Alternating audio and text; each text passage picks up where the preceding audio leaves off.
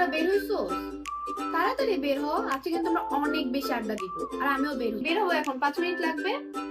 হ্যাঁ, তোরাও তাড়াতাড়ি বের হ। হ্যাঁ হ্যাঁ, তাড়াতাড়ি আয়। সবাই ভাবতেছে এত হ্যাপি আমি কেন। আসলে অনেকদিন পর ফ্রেন্ডদের সাথে কোথাও হ্যাং আউট করলে অনেক বেশি ভালো লাগে। আর আজকে আমাদের প্ল্যান ছিল যে আমরা সুইমিং করব অনেকক্ষণ, বাট ওয়েট ওদের সাথে আমি মজা করতে করতে ওরা আমাকে এখান থেকে ফালায়া দিছে।